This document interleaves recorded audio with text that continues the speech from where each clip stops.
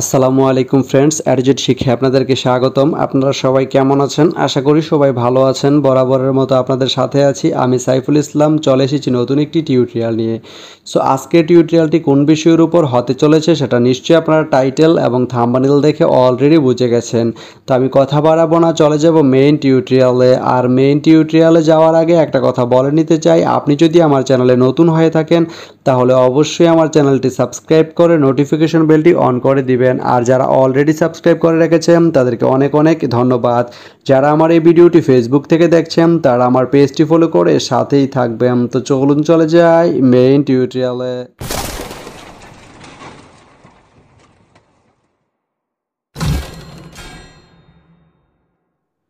তো বন্ধুরা, আজকে আমরা জানবো আপনি জয়পুরহাট থেকে দিনাজপুর যেতে কোন কোন ট্রেন রয়েছে, সেই ট্রেনগুলো ছাড়ার নতুন সময়সূচি, ভাড়ার তালিকা, বন্ধের দিন এবং গিয়ে পৌঁছতে কতক্ষণ সময় লাগবে বিস্তারিত।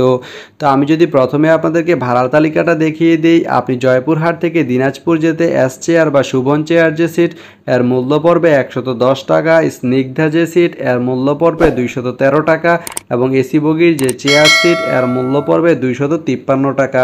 এখন আমি যদি আপনাদেরকে ট্রেনের সময়সূচিগুলো বলে দিই, আপনি জয়পুরহাট থেকে দিনাজপুর যেতে প্রথমেই যে ট্রেনটি রয়েছে সেটি হচ্ছে বাংলাবান্ধা ট্রেনটি জয়পুরহাট থেকে ছাড়বে রাত 12টা 9 মিনিটে এবং এটি দিনাজপুর গিয়ে পৌঁছবে রাত 2টা 20 মিনিটে। শুক্রবারের দিন এই ট্রেনটি বন্ধ থাকে।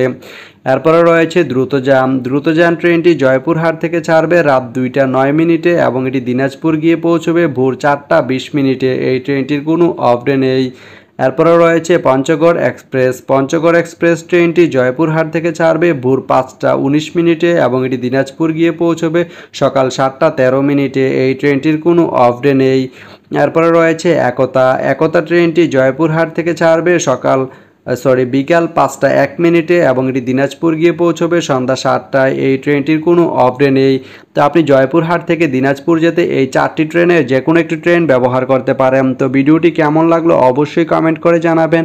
আর ভিডিওটি যদি ভালো লেগে থাকে বা আপনার কোনো উপকার এসে থাকে তাহলে ভিডিওতে একটা লাইক করে দিবেন, কারণ আপনার একটা লাইক আমাকে অনেক ইন্সপায়ার করে নতুন নতুন আরও ভিডিও বানাতে।